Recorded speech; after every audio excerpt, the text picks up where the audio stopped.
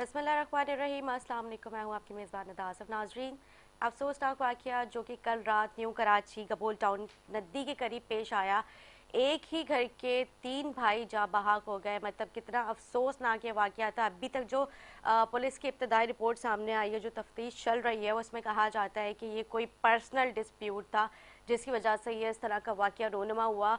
और वहाँ जो जाए वक़्वा था वहाँ से 9 mm के भी खोल मिले हैं। आगे जो अभी तफ्तीश चली रही है, क्या रिपोर्ट सामने आती है। अभी तक फ़िलहाल जो अभी तक रिपोर्ट सामने आई है वो ये सामने आई है कि कोई पर्सनल डिस्प्यूट लग रहा है पुलिस की जानिब से, जो अभी मतलब कहा जा रहा है। मतलब स्ट्रीट क्राइम काफ़ी ज़्यादा बढ़ चुका है और इस तरह की जब वाक़या रोनमा होते हैं तो फिर सवालिया निशान बनता है कि पुलिस कहाँ थी। मतलब नदी के करीब गबोल टाउन, मतलब ये बहुत ही मतलब चलने फिरने वाला रोड था और यहाँ पे से आगे कुछ भी नहीं था कि कोई मतलब खाली मैदान हो या कोई गुंजान इलाका हो। बहुत ही मतलब रश वाला इलाका था वहाँ पर, रहायशी इलाके में। लेकिन उसमें भी जब इस तरह के वाक़यात, मतलब एक ही घर के तीनों को जब टारगेट किया और फिर कोल भी वहाँ पर से मिले, तो इस तरह के अफसोसनाक वाक़या रोनुमा होते हैं। बहुत मतलब पुलिस के लिए सवाल निशान पैदा होता है। हमारे साथ स्टूडियो से मौजूद हैं PSP से राशिद साहब हैं। उनसे भी जानती हूँ कि मतलब इस तरह के जब वाक़या रोनुमा होते हैं तो किसके लिए सवाल निशान पैदा होता है। सर को आपको खुशामदीद कहूँगी प्रोग्राम में। कैसे क्या कहेंगे जब अफसोसनाक एक वाक़या पेश आया, एक ही घर के 3 भाई जाँ बहक हो गए। मतलब उस घर के लिए कितना बड़ा मतलब एक ये लॉस है। मतलब वो किस सिलसिले में आए थे और नाम उनका मैं यहाँ पे बताती चलूँ। जो उनके एक भाई थे जिनकी 26 साल उम्र है, उनका नाम है वो ख़याल मोहम्मद, और दूसरे हैं सईद मोहम्मद जो कि 25 साल हैं, और सईद जो हैं वो भी सईद मोहम्मद जो हैं वो भी इसमें, मतलब तीनों भाई एक ही जगह पे रुके हुए थे या मजदूर थे, कौन थे अभी तक मतलब अपने नुमाइंदे से भी जानेंगे कि एक्यूरेट मतलब है क्या पीछे हिस्ट्री इनकी। जी आप क्या कहेंगे? बिस्मिल्लाहिर्रहमानिर्रहीम। देखें जी, ये तो एक जो इब्तदाई तफ्तीश है उसके हवाले से जो पुलिस ने बताया कि ये कोई पर्सनल जो मैटर है वो लग जी रहा है जी इनमिटी का, तो वो तो इन्वेस्टिगेशन में चीज़ें सामने आ जाएंगी कि इसका एक्चुअल जो है वो वाकया क्या हुआ था। जी। दूसरा जो रिस्पॉन्सिबिलिटी लाइबिलिटी जो पुलिस के ऊपर है हम्म। इस शहर के अंदर, जो स्नैप चेकिंग का जो तरीक़ाकार है, देखिए इनकी एड पुलिस की एड में रेंजर्स जो है वो भी स्नैप चेकिंग रोड्स के ऊपर जो है वो बिल्कुल। उनके भी जो नाके हैं वो लगे होते हैं। हम्म। तो अभी पुलिस को ये चाहिए कि ये इस चीज़ को, अपना जो सिस्टम है उसको ज़्यादा और ऑर्गेनाइज करें, और ताकि ये इस टाइप के लोग जो जो भी बाइक्स के ऊपर ज़ाहिर निकलते हैं, वो हम्म। स्नैचिंग की जो वारदातें हैं वो भी बाइक्स यूज़ होती हैं। हम्म।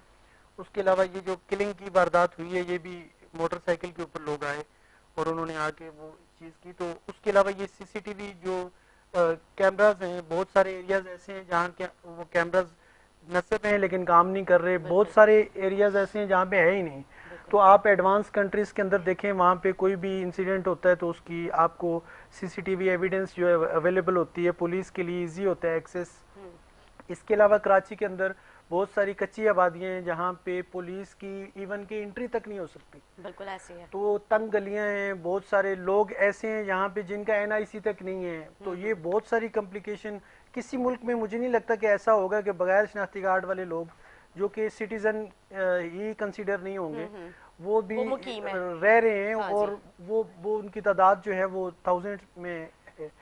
तो ये बहुत सारे मसले मसाइल हैं। जब तक ये सारी चीज़ों का जो आपका इनका लोगों का डेटा आपके पास नहीं होगा नादरा के अंदर, तो आप किसी भी क्राइम सीन के बाद उसको जब उसको इन्वेस्टिगेट करेंगे या ट्रेस करने की कोशिश करेंगे तो बहुत सारे केस अनट्रेस्ड होते हैं, ब्लाइंड रह जाते हैं। तो इसलिए ये सारे फुट स्टेप जो हैं उनको इसके ऊपर काम करने की ज़रूरत है, और हंगामी बुनियादों पर जाहिर है जब तक इन चीज़ों का कलाकमा नहीं होगा आप इन्वेस्टिगेशन नहीं कर सकते। और दूसरा, पुलिस का जो एडवांसमेंट है, सबसे पहले तो उनके ड्यूटी आवर्स जो हैं बिल्कुल। वो उनके वही 1934 के पुलिस रूल्स के मुताबिक उनका सारा सिस्टम चल रहा है।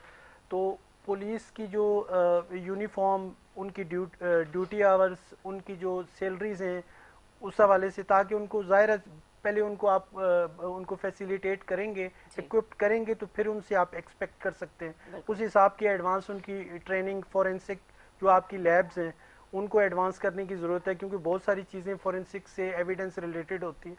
तो और उस हिसाब से उनकी एडवांस ट्रेनिंग भी रिक्वायर्ड है। एडवांस उनके जो वेपन्स हैं वो उनके साथ भी इक्विप्ड होंगे, ट्रेनिंग भी होगी, उनकी अच्छी सैलरीज भी होंगी, साथ ड्यूटी आवर्स भी लिमिटेड होंगे। आप फोर्सेस के अंदर देखें, उनके लोग जो हैं उनको बाकायदा तौर पे उनका हर चीज़ शेड्यूल्ड है। उनके मेडिकल की फैसिलिटीज़ देखें, उनकी सालाना छुट्टियां देखें और बाकी चीज़ें देखें। तो पूरे मुल्क में ये नहीं है कि सिर्फ यहाँ पे, पूरे मुल्क में, क्योंकि ज़ाहिर है जब कोई लेजिस्लेशन होगी तो वो सारी पूरी पाकिस्तान में पुलिस के लिए होगी। तो ये ज़रूरी है, क्योंकि पाकिस्तान सबसे ज़्यादा जो चीज़ इंटरनली फेस कर रहा है वो रिलेटेड टू दी पुलिस है, क्योंकि अभी फोर्सेस जो हैं वो आपके बॉर्डर्स, उनकी वहाँ पे ड्यूटी है, वो तो यहाँ पे आगे काम नहीं कर सकते। तो पुलिस को आप उनको जदीद करने की, उनको इक्विप्ड करने की, उनको वेल ट्रेंड करने की ज़रूरत है। बिल्कुल। और बाकी ये जो इंटीरियर मिनिस्ट्री से रिलेटेड, फेडरल इंटीरियर मिनिस्ट्री से रिलेटेड इश्यूज हैं, CNIC के बहुत सारे कराची में ऐसी आबादियाँ हैं जिनको अभी तक, जिनके NIC ब्लॉक हैं या उनको रिन्यू नहीं किया गया, तो इसके ऊपर भी फेडरल गवर्नमेंट कोई अपनी पॉलिसी वजह करे।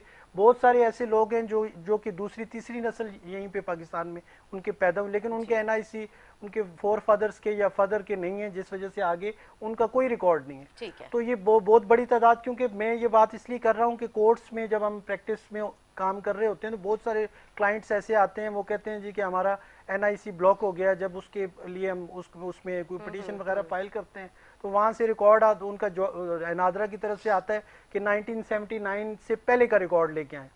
चलिए उनकी हद तक तो ठीक है, लेकिन उनके जो बच्चे आगे पैदा हो गए, जो उनकी सारी एजुकेशन जो है वो पेंडिंग है, तो कोई पॉलिसी यहाँ पे वजह करनी पड़ेगी फेडरल गवर्नमेंट को कि या तो आप इन लोगों के लिए कुछ प्रॉपर जो है वो वे आउट करें, ताकि ये इनका डेटा नादरा के पास होगा तो कोई क्राइम होता है तो उसके बाद आप उनको ट्रेस कर सकते हैं। अदरवाइज तो आपके लिए बड़ी प्रॉब्लम होंगे, इस तरीके से क्राइम बढ़ते रहेंगे। राशिद साहब, मैं आपके पास दोबारा से आऊंगी, लेकिन इससे पहले हमारे दूसरे गेस्ट हैं उनका भी आपको तारुफ कराती चलूँ। हमारे साथ मौजूद है पीपल्स पार्टी से मुअज़्ज़म कुरैशी साहब।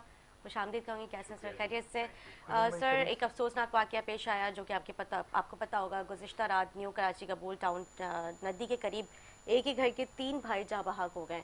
मतलब पुलिस की जो इब्तदाई रिपोर्ट अभी सामने आई है उसमें कहते हैं क्योंकि पर्सनल कोई ये लगता है मामला, और मतलब जो जाए वक़्वा था वहाँ से 14 9 mm के जो होल भी मिले। आप क्या कहेंगे इस अफसोसनाक वाक़े पे? निदा, सबसे पहले तो जितनी इसकी मजम्मत की जाए कम है, लेकिन अभी जब तक रिपोर्ट्स नहीं आ जाती, डिटेल्ड रिपोर्ट्स, ऑब्वियसली हमारी जितनी भी हमारी गवर्नमेंट ने और जितने भी हमारे मुताल्लिका अफसरान हैं उनसे जो है वो रिपोर्ट्स तलब कर ली हैं।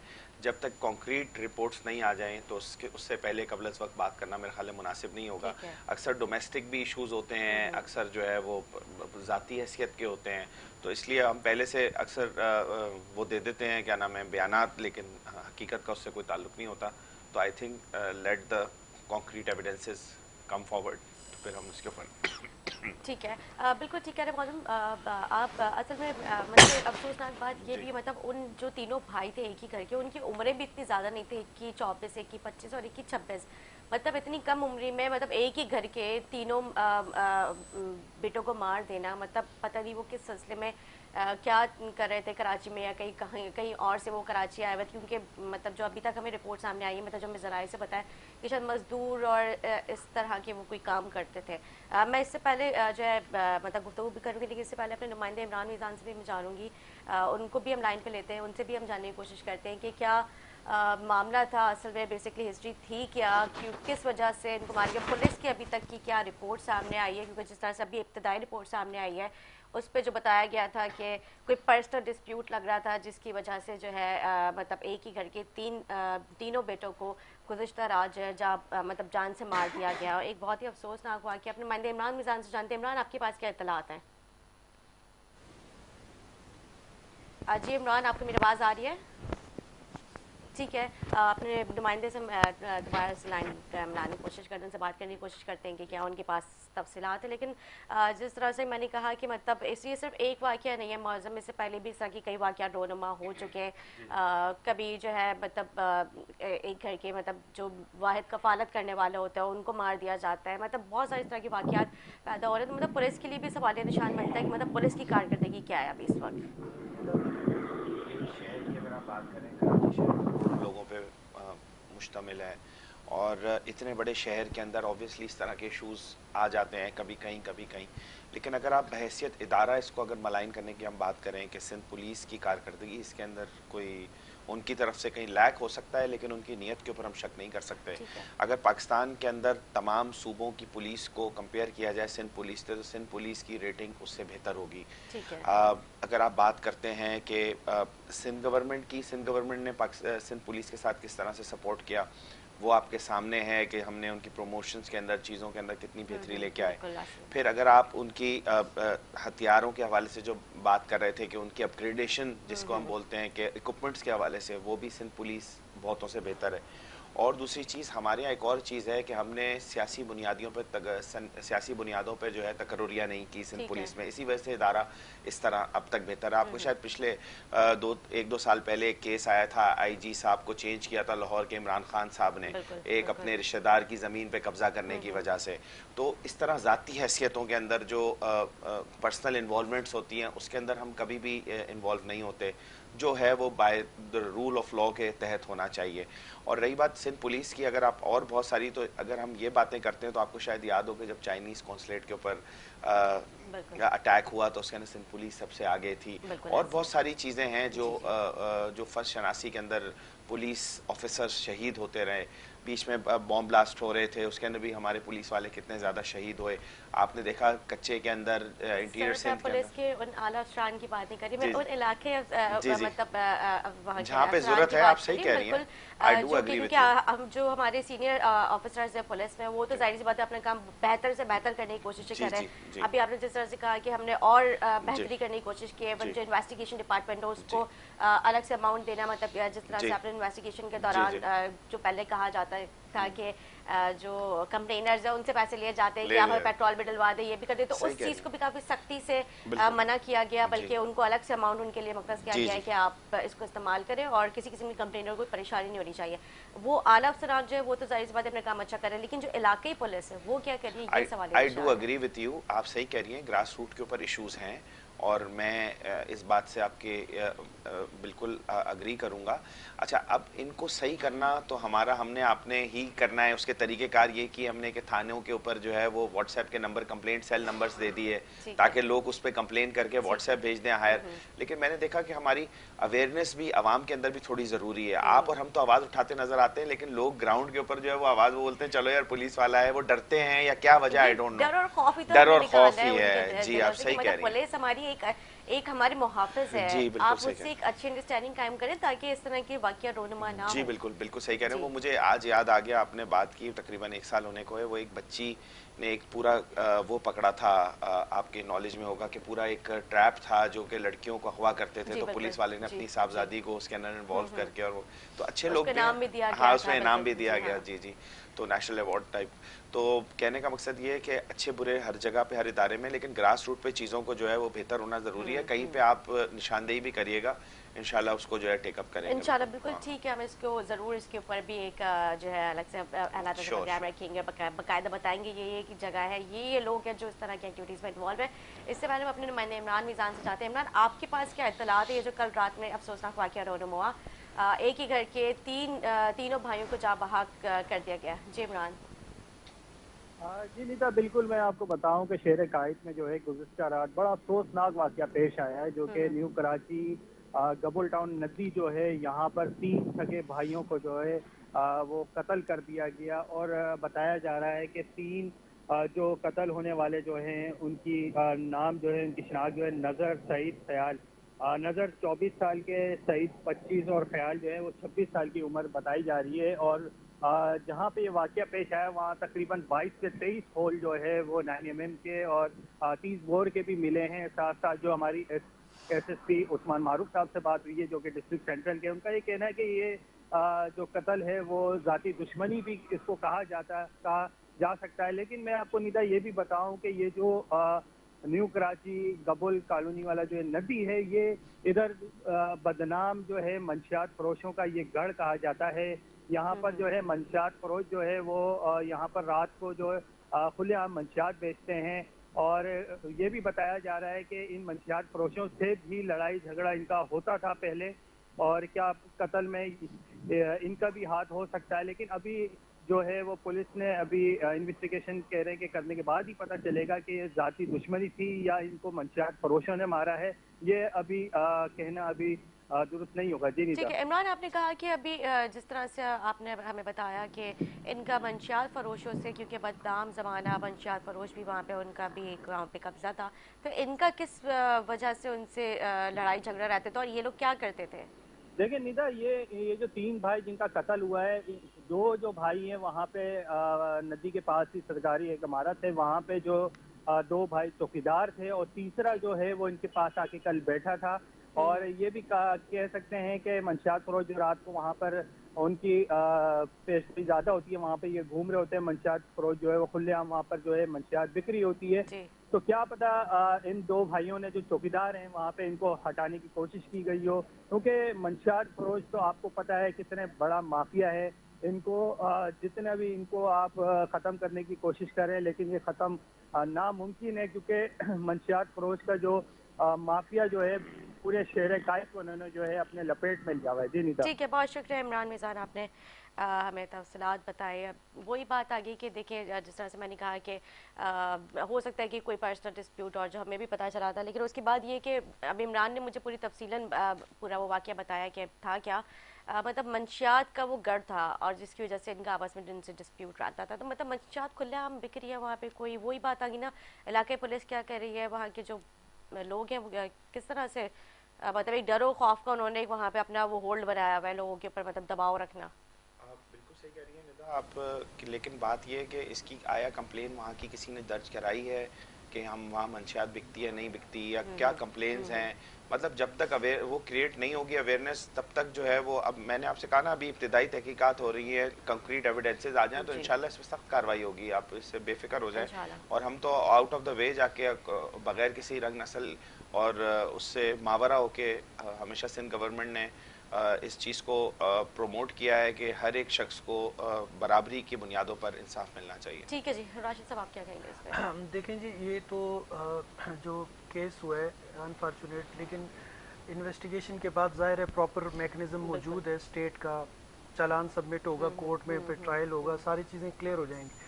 लेकिन सबसे बड़ा जो इशू है स्टेट से रिलेटेड जो चीज़ें हैं जो कि डेली देखने में आती हैं, क्योंकि एक आम जो शख्स है, एक कॉमन सिटीज़न जो है, उसको जो चीज़ें फेस करता है इस तरह के इंसिडेंट्स के बाद, ये तो खैर मर्डर केस है, छोटे मोटे लड़ाई झगड़े के केस, चोरी के केस और माइनर ऑफेंसेस जितने भी होते हैं क्राइम से रिलेटेड, कोई भी अगर थाने में जाता है एफआईआर लॉन्च कराने के लिए, तो बहुत सारे लोग ऐसे हैं जो कि कितने दिनों तक चक्कर लगाते हैं, उसके बाद कोर्ट्स में आते हैं। वही मौजम साहब की बात आ गई कि हमें पुलिस के साथ जी जी, अंडरस्टैंडिंग अच्छी करनी चाहिए। कोर्ट्स में जो है वो उन केसों की तादाद थाउजेंड्स में है कि ये जो मंथली फाइल करते हैं हम, मैं खुद प्रैक्टिकली जो चीज़ें हम लोग देखते हैं कि ऐसा मैकेनिज्म क्यों नहीं है, ऐसा डेस्क जो है वो जो गवर्नमेंट है वो क्यों नहीं कायम करती, जिसमें उसका तरीकाकार ये होना चाहिए, क्योंकि क्रिमिनल प्रोसीजर कोड में तो स्ट्रिक्टली मैंडेटरी प्रोविजन है, सेक्शन 154 सीआरपीसी, उसमें लिखा है हुआ है कि कोई भी अगर कॉग्निजेबल ऑफेंस एसएचओ कंसर्न को रिपोर्ट होगा, he is duty bound to launch the FIR at once. लेकिन ये कोई चेक एंड बैलेंस का जो सुपीरियर इनके हाई अप्स ऑफ पुलिस हैं, उनकी जो पावर्स हैं वो भी वेस्टेड हैं क्रिमिनल प्रोसीजर कोड सेक्शन 551 में। सुपरवाइजरी जो उन्होंने करनी होती है, वो ऐसी सुपरवाइजरी क्यों नहीं करते कि वो डेली जितने भी आपके नीचे आपके अंडर जितने भी थाने आते हैं, वो वहां से उनका वो जो रिपोर्ट है चेक करें डेली बेसिस पे कि आज जो क्राइम रिपोर्ट हुए हैं उन पे आधे घंटे के अंदर एफआईआर क्यों नहीं कटी। या डेली बेसिस पे जाता है कुछ या नहीं? मेरे भाई की मैं बात से इत्तेफाक इसलिए नहीं करूंगा, उसकी वजह मैं कंप्लीट कर लूं फिर आप आ जाइएगा। उसके बाद ये है कि अगर वो आप ऐसा कोई सिस्टम रखें, एक तो थानों के अंदर सीसीटीवी फुटेज लगाएं ताकि आपको पता चले ये जो कितने साइलिन आए और कितने लोग वापस किए, चेक एंड बैलेंस हो एसएचओ कंसर्न के ऊपर, कि ये लोगों को उठा के जो ला के कन्फाइन करते हैं वो भी पता चले।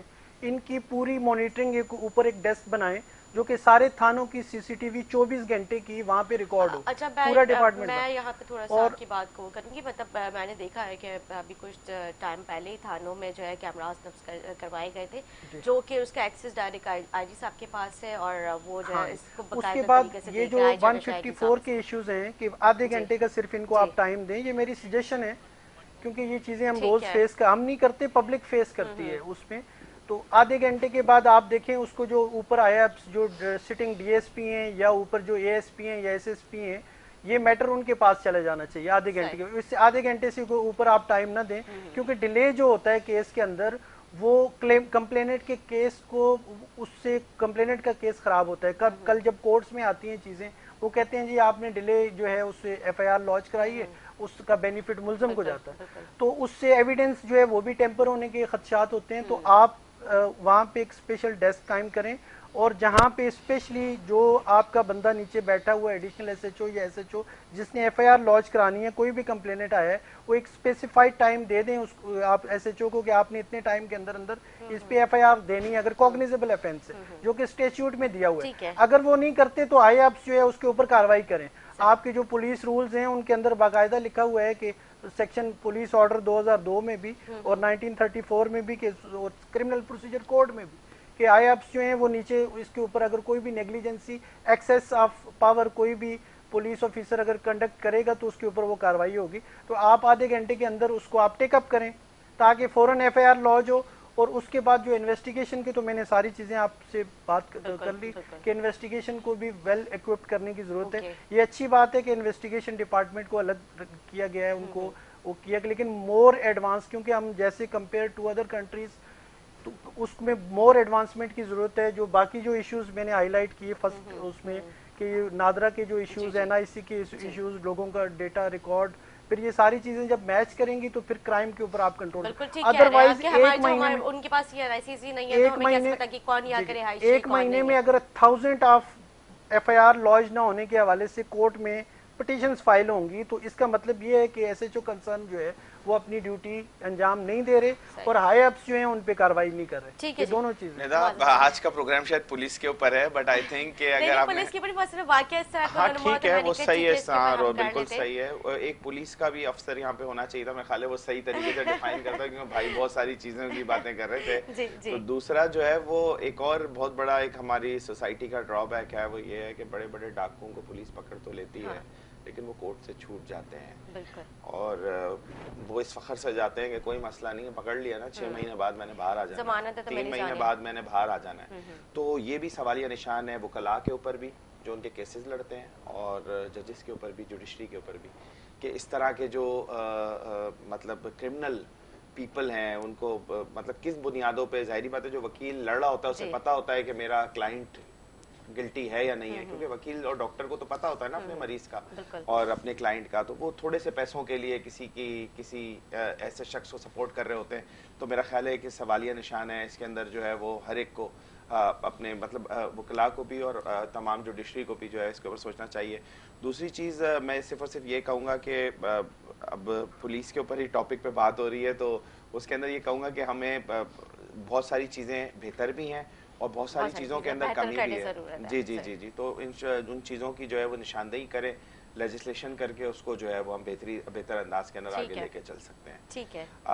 बाकी जो है वो कैमरास और इसकी जो जी कैमरास के हवाले से जो बात की वो आपने खुद जवाब दे दिया कि कैमरास तमाम, इन भाई को शायद पता नहीं है, पिछले दिनों शायद नहीं गए हो थाने, लेकिन तमाम थानों के अंदर इंस्टॉल हो गए हैं कैमरास, और उसके ऊपर एक कंप्लेंट सेल नंबर भी दिया हुआ होता है, वहाँ पे लगा हुआ है। आप किसी भी थाने चले जाएं, बड़ा बड़ा लिखा होता है कि अगर आपकी एफआईआर लॉन्च नहीं हो या कुछ भी हो तो इन अफसरान से आप फौरी तौर पे राब्ता करें। अच्छा, ये मेरी नजर से नहीं गुजरा, लेकिन अब मैं जाके आप जरूर देखिएगा। मैंने कैमरास वाले देखे थे तो उसका मैंने क्लियर कर दिया, क्योंकि जिला कोरंगी से मेरा ताल्लुक है, मैं उधर पे पाकिस्तान पीपल्स पार्टी के हवाले से, तो मैंने वहाँ पे खुद इंश्योर किया, हमारे ग्रास रूट के लोग शिकायत लेके आते थे, मैं ऑब्वियसली पुलिस के हवाले से भी, तो फिर हमने रिक्वेस्ट की थी और उसके बाद उसके बाद मैंने विजिट भी किया, तो वहाँ पे जो है वो नंबर नस्ब किए गए हैं जो कि डायरेक्टली जिस ग्रुप के ऊपर वो मैसेज जाता है तो उधर पे एसएसपी भी उसके ना ऑन बोर्ड है, डीआईजी भी ऑन बोर्ड है।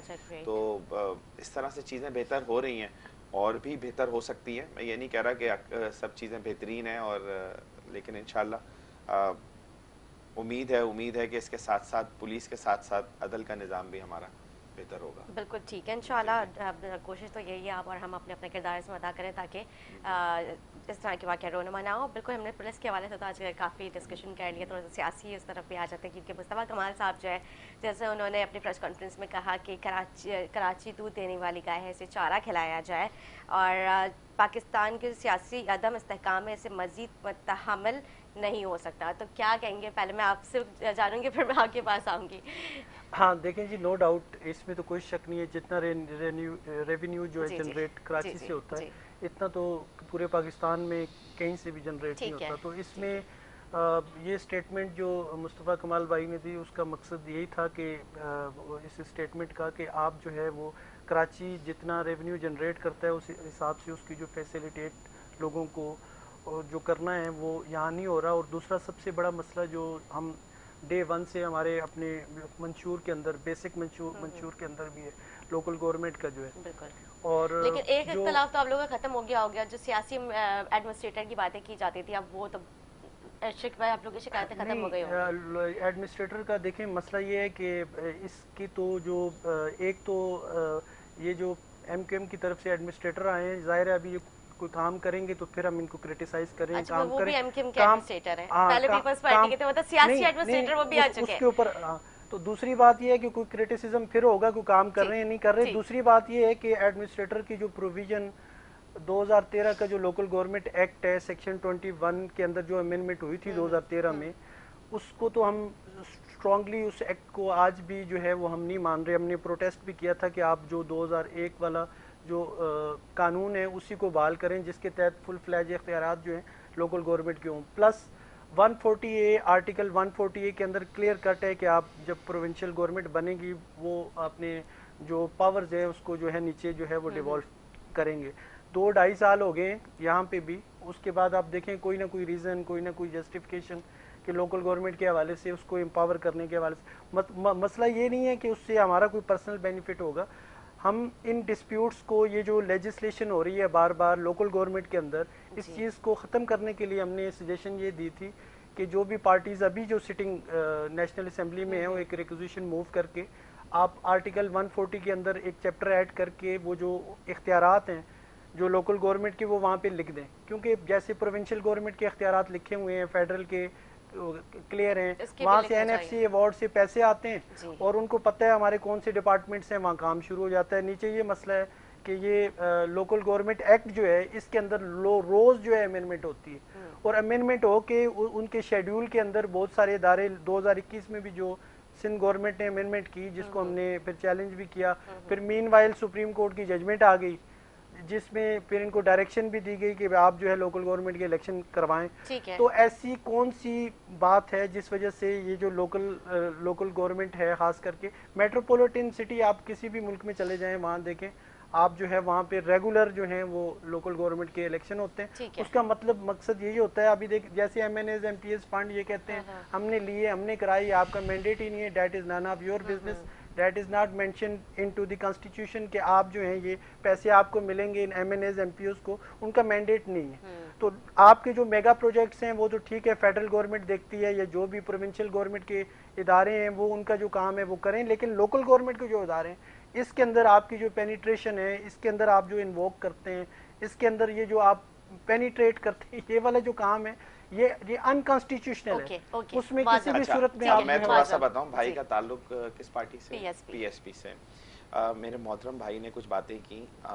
असल में प्रॉब्लम ये है कि क्योंकि PSP की कोई स्टैंडिंग नहीं है सिंध असेंबली के अंदर, कोई एक सीट नहीं जीत सके, तो लेकिन फिर भी हम इनकी कदर करते हैं। मुस्तफ़ा भाई ने शेयर की अपने टाइम में, ज़ाहिरी बात है। मैं माजी के अदवार में जिन मेयर्स ने, मैं नाम नहीं लूँगा किसने करप्शन की कितनी बड़ी दास्तान रकम की, मैं उस बारे में बात नहीं करता।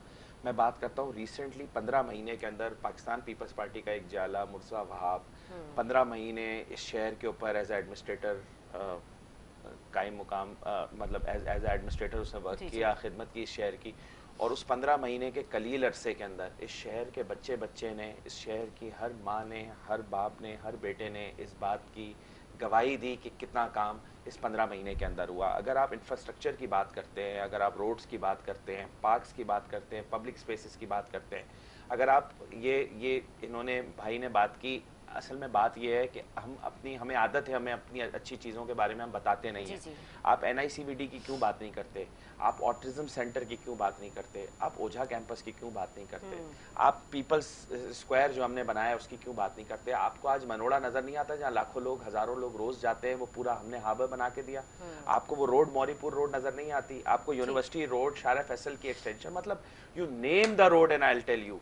तो कहने का मकसद सिर्फ और सिर्फ ये है कि क्योंकि मैं सियासी बात करूंगा और वो मेरा हक भी है, तो हमने काम किया, हमने डिलीवर किया 15 महीने के अंदर। और लोकल गवर्नमेंट के हवाले से जो इन्होंने बात की, हमने तमाम स्टेक होल्डर्स को वी टुक ऑन बोर्ड और उसके बाद हमने जाके लोकल गवर्नमेंट एक्ट के ऊपर काम किया, जिसके अंदर हम मुस्तफ़ा कमाल साहब भी धरने के ऊपर आए थे, फिर उन्होंने धरना ख़त्म कर दिया था क्योंकि उनके साथ हमारा एक म्यूचुअल अंडरस्टैंडिंग डेवलप हुई। इसी तरह और भी पार्टियां आई और उसके बाद फिर हमने एक लोकल गवर्नमेंट, और जो ये मेयर के हवाले से बात कर रहे हैं, इस वक्त जो एडमिनिस्ट्रेटर है वो हुकूमत और कोलिशन के साथ एडमिनिस्ट्रेटर है, लेकिन he is a government officer, ठीक है, तो he is not a political worker. तो शायद भाई की नॉलेज में मैं ये बात भी लेके आना चाहता था। दूसरी चीज़, कहना, बैठ के बात करना बहुत आसान है, ग्रास रूट पे हम काम करते हैं, सुबह से लेकर रात तक रोडों पर होते हैं, बारिशें हों चाहे किसी भी किस्म की आंधी तकलीफ, आग बिल्डिंग्स में लगती हैं चीज़ें हैं, तो हम हर जगह पे मौजूद होते हैं। इसलिए हमें पता है कि कितना तबाहाली का शिकार ये शहर रहा। इस इदारे, मिसाल के तौर पे अगर हम KMC KDA की बात करें तो इसके ना सियासी तकर्रुरियाँ उन्हीं मेरे भाई के लीडरान ने और बाकी लोगों ने जिन्होंने भी, तो उन्होंने सियासी तकर्रुरियाँ की जो मेरिट के बुनियादों पे नहीं थी, और उसकी वजह जो है वो आज हमें उठानी, उसकी मुश्किलात की वजह से जो हमें आज उसे फेस करना पड़ रहा है। और जब कॉम्पिटेंट लोग नहीं होते अपनी सीटों पर, तो वो फिर जाहिरी बात है वो घोस्ट एम्प्लॉइज, कोई सेक्टर इंचार्ज था, कोई यूनिट इंचार्ज था, वो भर्ती हो गया, अब जाके जो है वो जब काम करने की बारी आए तो नील बटा नील है। तो इसलिए हमने उन्हीं चीज़ों को रहते हुए, उसी सिस्टम के अंदर रहते हुए, उन्हीं इख्तियारात के साथ हमने डिलीवर करके दिखाया कि हाँ अगर नीयत साफ हो, कि हाँ अगर पक्का अज़म हो, तो यकीनन काम बहुत बेहतर तरीके से हो सकता है। ठीक है जी, राशिद साहब, देखें जी, इंटरनेशनली कराची दुनिया के 4th वर्स्ट 3 सिटीज़ के अंदर, ठीक है, वर्ल्ड रैंकिंग में ये 24 घंटे काम करते हैं। इन्होंने इतनी मेहनत की है रात दिन, 60 साल से, 60 साल वाली पार्टी, वो कौन सी पार्टी से हैं ये? People's Party. हाँ, 60 साल से ये हो गया इनका, और इन्होंने इतनी मेहनत की कि इन्होंने कौन सी पार्टी? हाँ, तो इन्होंने जो है 60 साल के बाद इतनी मेहनत की है, और अभी 15 महीनों का हिसाब दे रहे हैं, 14 साल का हिसाब दें आप, तो यहाँ 14 साल से गवर्नमेंट है। और उसके बाद ये है कि ये चौथे वर्स्ट 3 सिटी के अंदर कराची आ गया है, तो ये इसमें तो कोई ये भी सवाल होना चाहिए इसमें 14 साल से तो आपकी गवर्नमेंट है ना। अरे गवर्नमेंट हमारी है, पर आप उसके हिस्सेदार हैं। कौन से हिस्सेदार हैं? हम तो 16 में हमारी पार्टी 2016 में बनी, बंद लाश होती, हमारी पार्टी 2016 में बनाई मेरे भाई, वो लीड करते थे उधर। आप लोगों ने चलाई, अभी तक चलाते रहे। हम 2016 में आए, आप 2016 में कहां से आए? हम 2000 जहां से भी आए, आप कहां से आए? आप कहां से आए? तो अल्हम्दुलिल्लाह पाकिस्तान पीपल्स पार्टी, पाक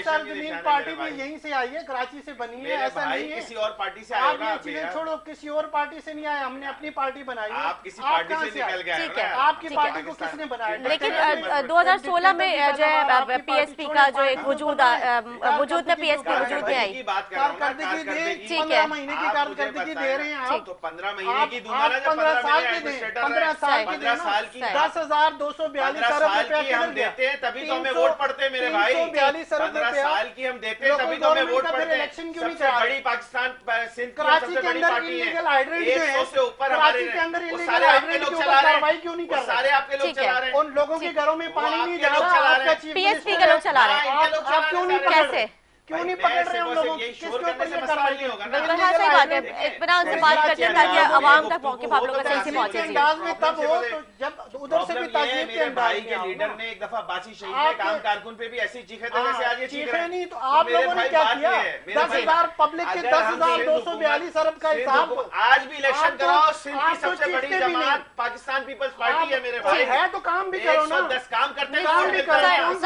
सर मेरा यहाँ पे सवाल है, सर 300 वोट लेते हैं, सर मेरा भी यहाँ पे सवाल, सर मेरा भी सवाल सुन लीजिए। आपके उम्मीदवार क्यों एमपी नहीं बनते? अभी जनरल आपके उम्मीदवार एक काउंसलर और वोट नहीं जीत सकते मेरे ठीक भाई। है राशिद साहब, तो आप लोग हैं ना 60 साल से, हम तो वोट राशिद साहब आप लोगों ने मुल्क को तरक्की पसीद चाइना को देखो भाई। अच्छा ठीक है सर मर्तज़ा वहाब साहब की कारकर्दगी से आप क्या ना खुश है? आप लोगों की गवर्नमेंट फेडरल में भी रहे, कितने डैम बनाए आप लोगों ने? ये एक स्कूल बताएं, एक यूनिवर्सिटी मैं अभी यूनिवर्सिटी बताता हूँ।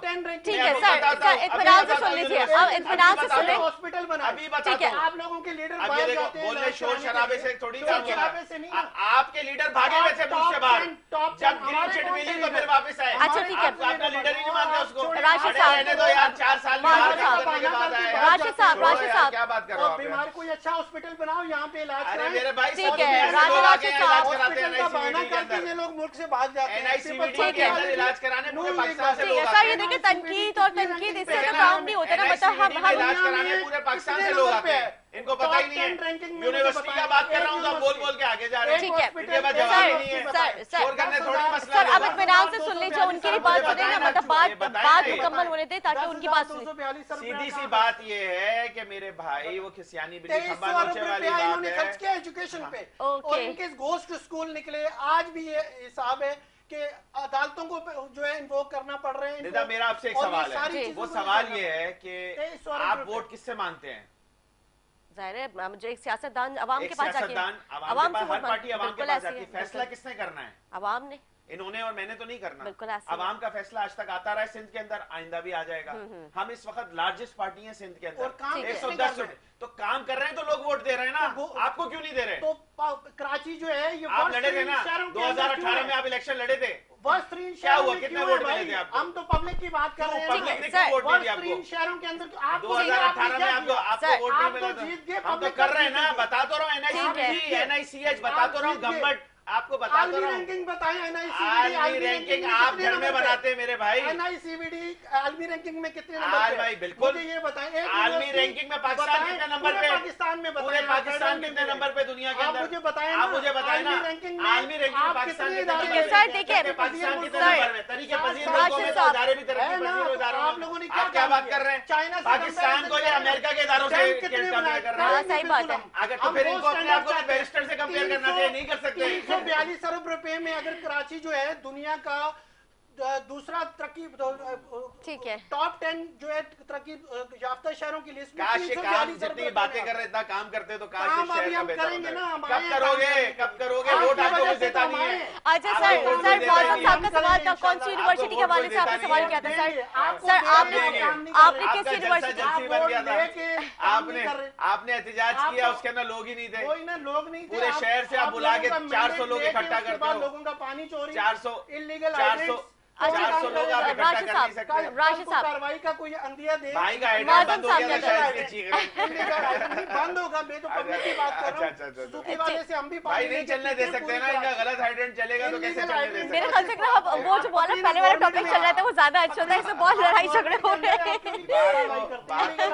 मैं भाई के साथ अदब एहतराम के साथ ये सवाल करता हूँ कि लोग आपको वोट क्यों नहीं देते? गुर्दे के अंदर से पथरी निकल जाती है। सर उनका मासूमाना सवाल है, लोग आपको वोट क्यों नहीं देते? लोग हमें वोट बिल्कुल देते हैं, इसमें कोई शक नहीं है। लोग हमें वोट देते हैं, लेकिन जिनको वोट देते हैं, लेकिन जिनको वोट देते हैं हमें देते हैं, लेकिन जिनको काम क्यों नहीं करते? अरे भाई लोग हमें वोट इसलिए देते हैं कि हम काम करते हैं। कौन सा काम? अच्छा सर मेरा भी सवाल है सर, मेरा सवाल तो सुन लीजिए सर। इस ऐसे काम से तो ये देखो, अब ये राशिद साहब, शहरों में राशिद साहब क्या मुर्तजा वहाब साहब की आप कारकर्दगी से ना खुश थे? मुर्तजा वहाब साहब की जो हमारे एडमिनिस्ट्रेटर थे, अपॉइंटमेंट एडमिनिस्ट्रेटर की जो 2013 की अमेंडमेंट है, एडमिनिस्ट्रेटर आप चीफ मिनिस्टर का टेन्योर पूरा हो रहा है, एक लेजिस्लेशन वहां करके वहां भी 5 साल के लिए लगा दें। प्राइम मिनिस्टर का टेन्योर पूरा हो रहा है, उधर भी लेजिस्लेशन करें, एक वहां क्यों नहीं चलाते आप? आपको सिर्फ पब्लिक जनरल 75% जनरल पब्लिक है नीचे, उनका गला घोंटते हैं, कमजोर लोग हैं वो, उनके लिए हम लड़ रहे हैं। क्यों नहीं ये कर दें, हम इनके साथ खड़े हो जाएं। ये करें, हम इनके साथ खड़े हो जाएं। इत्मीनान से कॉन्स्टिट्यूशन के अंदर 2 अमेंडमेंट कर दें, 140A के अंदर चैप्टर ऐड और 160 के अंदर जो है ये चैप्टर ऐड करके लोकल गवर्नमेंट को एम्पावर कर दें। ये अमेंडमेंट्स का सिलसिला खत्म हो जाएगा, हम इनके साथ खड़े हो जाएंगे। ठीक है जी, ये मसला है हमारा। अच्छा इत्मीनान से प्लीज, इत्मीनान से करिए। लेजिस्लेशन असेंबली में होते हैं, ठीक है, असेंबली करती है। असेंबली में मेरे भाई अगर होते, काश एमपीए या एमएनए या इनकी हुकूमत होती, तो लेजिस्लेशन ऐसे तो नहीं होती, कंसेंसस के साथ होती है ना। जो पॉलिटिकल पार्टीज वहाँ मौजूद होती हैं वो मिलके एक फैसला करती हैं और फिर लेजिस्लेशन होता है। आपके और मेरी पसंद पे तो लेजिस्लेशन नहीं हो सकती। इस कमरे में 5 लोग हैं, अगर 4 लोग किसी एक चीज के ऊपर मुत्तहिद हो जाएं तो आप कितना भी बोलते रहेंगे तो कोई उसमें कोई फर्क नहीं पड़ना। तो जो भी लेजिस्लेशन आज तक हुई है तमाम की कंसेंसस से हुई है, ठीक जो है। स्टेक होल्डर्स हैं उनकी कंसेंसस से हुई है। इख्तलाफ राय रखना इनका हक है, लेकिन इख्तलाफ राय रखना बाहर तो ये इस तरह चीख सकते हैं, लेकिन काश ये असेंबली के अंदर पहुंचे, इनका कोई एक भी एमपीए काश आ जाए तो उसके बाद वो जाके वहां पे अपनी बात पुटअप करे और उसके बाद फिर वो वहाँ कंसेंसस डेवलप करने में कामयाब हो जाए तो फिर जैसा ये बोल रहे हैं वैसा कर लेंगे। देखिए हम ठीक। तो पहुंचेंगे तो इसी पॉइंट्स के साथ पहुंचेंगे। ये जो पहुंचे हुए हैं 60-60 साल से, एक पेपर इन्होंने रिक्विजिशन मूव करनी है। सारी पार्टियों से मैं पूछ रहा हूँ, पीटीआई भी, नून लीग भी, बड़ी पार्टियां, पीपल्स पार्टी भी फेडरल में सर्व कर चुकी है।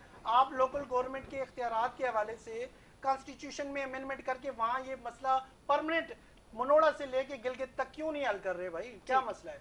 आप लोगों को यरगमाल इनडायरेक्ट ये डिक्टेटरशिप है डेमोक्रेसी की कि आपने एक चीज को पार्क किया हुआ है, चीफ मिनिस्टर, प्राइम मिनिस्टर की ऑफिस में आपने पावर्स को पार्क किया हुआ है। लोगों को आजाद करें उनकी पावर्स और उनके पैसे उनके डोर स्टेप पे दें, वो खुद ही काम करेंगे। आपका तो मैंडेट ही नहीं है। कॉन्स्टिट्यूशन का जो ट्रू स्पिरिट है, मैं रिस्पेक्टफुल जुल्फकार अली भुट्टो शहीद साहब, उनके हम मशकूर हैं जिन्होंने ये कॉन्स्टिट्यूशन जो है 1973 दिया। और इस हवाले से पीपल्स पार्टी को खास करके हम, एक तो हम इस सूबे के हैं इसलिए, और दूसरा कॉन्स्टिट्यूशन पीपल्स पार्टी की तरफ से है। तो आर्टिकल 140A का जो मैंडेट है भाई, एक तो उसके ऊपर ट्रू स्पिरिट पे अमल करें, दूसरा आप फोर्स करें। आप वहां पे बैठे हुए हैं, एक तरह से आप भी हमारे नुमाइंदे हुए, हम नहीं है। हम तो पब्लिक की बात करें, पीएसपी की बात नहीं कर रहे। इससे पीएसपी को फायदा होगा। एक अगर पंजाब के अंदर वहां पे कोई काउंसलर का सेटअप परमानेंटली लग जाएगा, केपीके में लगेगा या अंदरूनी सिंध में लगेगा या कराची में, इसमें पीएसपी जनरल पब्लिक की बात कर रहे हैं। ट्रू स्पिरिट में जो आपके ऊपर के पावर्स हैं वो तो आप एंजॉय करते हैं, नीचे वाली पावर्स को सर्व करते हैं। पीटीआई ने भी यही किया। जब ये पावर में नहीं थे, कहते थे लोकल गवर्नमेंट, जब पावर में आए पंजाब में सिटिंग काउंसलर्स को सैक कर दिया। ठीक है जी मालिम साहब, हमने हमेशा डेवोल्यूशन ऑफ पावर की बात की है और हम उसके ऊपर अमल पैरा भी रहे। हम प्रॉब्लम सिर्फ ये है कि जिस वक्त हम असेंबली के अंदर जाते हैं और कोई भी लेजिस्लेशन करने जाते हैं तो ऑब्वियसली आपको वहाँ के स्टेक होल्डर्स को ऑन बोर्ड लेना पड़ता है। और फिर मैं आपको एक बात बताऊं, इतना आसान नहीं है इनका ये वाला प्रोग्राम। यकीनन शहबाज शरीफ साहब भी देख रहे होंगे और शहबाज शरीफ साहब इनकी आवाज़ सुनेंगे और उसके ऊपर ऐसा तो नहीं होगा कि कल लेजिस्लेशन हो जाएगी। तो बात ये है कि हम उसकी उस दुरुस्त सिम की तरफ, जो शहीद बाबा जुल्फिकार अली भुट्टो साहब ने, इन्होंने खुद माना आपके सामने ऑन बोर्ड के, जो आइन दिया, उस आइन की सरबुलंदी के लिए हमने हमेशा जद्दोजहद की है और आइंदा भी जद्दोजहद करते रहेंगे। और हमने हमेशा डेवोल्यूशन ऑफ पावर की बात की है। और हमने जब पार्टीज के साथ बैठे तब भी हमने बात की, जब हम पीडीएम बनाने जा रहे थे तब भी हमने ये बात की कि हम डेवोल्यूशन ऑफ पावर पे बिलीव करते हैं और डेवोल्यूशन ऑफ पावर होना चाहिए। लेकिन अनफॉर्चुनेटली सिर्फ और सिर्फ हम जिम्मेदार नहीं हैं। हम कोशिश करते हैं लेकिन आगे बहुत सारी चीजें हैं। हम बहुत सारे फैसले करने जाते हैं जिसके ऊपर, अब मिसाल के तौर पे एक मैं आपको फैसला बता दूं, केएमसी के अंदर एक MUCT टैक्स था, जो कि हमने पिछले 5,000 रुपए लिया जाता था फीकस, और फिर हमने उसको शिफ्ट करके कम करके जो है वो 50 रुपए से 500 रुपए पे लेके चले गए। उस पर हमने 1 साल मेहनत की और अप्लाई करा दिया और के इलेक्ट्रिक के जरिए हमने उसको अप्लाई भी किया और 10 दिन कलेक्ट हुआ तकरीबन 6-6.5 करोड़, जिससे इस कौम और शहर की मदद हो सके। लेकिन अनफॉर्चुनेटली क्या होता है, एक सियासी पार्टी का एक शख्स खड़ा होता है, वो उसके ऊपर पिटिशन लगाता है और उसके ऊपर स्टे ले लिया जाता है और उसके बाद शहर की तरक्की का क्या हाल होता है आपके सामने। तो मैंने आपसे शुरू में ही बहुत सारे सवालात उठा दिए थे, तो आप उसकी अगर उस तरफ तवज्जो रखें तो हम बहुत कुछ करना चाहते हैं, लेकिन बहुत सारी जगह पे हमारे हाथ भी बन जाते हैं और बहुत सारी जगह पे कोर्ट्स भी बीच में आ जाते हैं। मैं भाई की नीयत पे शक नहीं कर रहा, यकीनन ये भी उतनी मोहब्बत रखते हैं इस शहर से, इस ज़मीन से, इस मुल्क से, जितनी हम रखते हैं। और हम भी इनसे ये उम्मीद रखते हैं कि ये भी हमारी नीयतों पे शक नहीं करें। लेकिन कहने का मकसद ये है कि कुछ चीज़ें करने के लिए एक बिजनेस, जिसे कहते हैं ना कि असेंबली का एक बिजनेस होता है, उस बिजनेस को डील करने के लिए you have to follow the rules and regulations. तो उन रूल्स को फॉलो करने के लिए obviously we need absolute majority over there. तो इस वजह से जो चीजें रह गई हैं, इंशाल्लाह हमारी आइंदा भी कोशिश है कि हमने हमेशा हमारा मंशूर का हिस्सा डेवोल्यूशन ऑफ पावर और ग्रास रूट तक इंशाल्लाह हमने काम किया है और आइंदा भी हम करेंगे। और रही बात जो 15 महीने की मैं बात कर रहा हूँ, वो इसलिए कर रहा हूँ कि माजी के अदवार में जो 3 दिहाइयों के अंदर कराची शहर की रोशनियां छीन ली गई, कराची को अंधेरों में डुबा दिया, वो हमने पूरी कोशिश करके उसे बेहतर करने की कोशिश। मैं ये नहीं कहता सब कुछ अच्छा हो गया, दूध की नहरें बह रही हैं, शहद के दरिया हैं, नहीं, बहुत सारी चीज़ें बेहतर होनी चाहिए, लेकिन बहुत सारी चीज़ें बेहतर भी की हैं। ठीक है, बहुत शुक्रिया मौज़म साहब, आपने अपना टाइम दिया। राजू राशिद साहब, मैं आपका भी शुक्रिया अदा करूँगी, आप लोगों ने अपना टाइम दिया। उम्मीद करती हूँ नाज़रीन हमारा प्रोग्राम अच्छा लगा। इसी के साथ अपने मेज़बान आसिफ को दे इजाज़त। मुझे, मेरे मेहमानों को, मेरी टीम को दुआ में याद रखें। अल्लाह हाफ़िज़।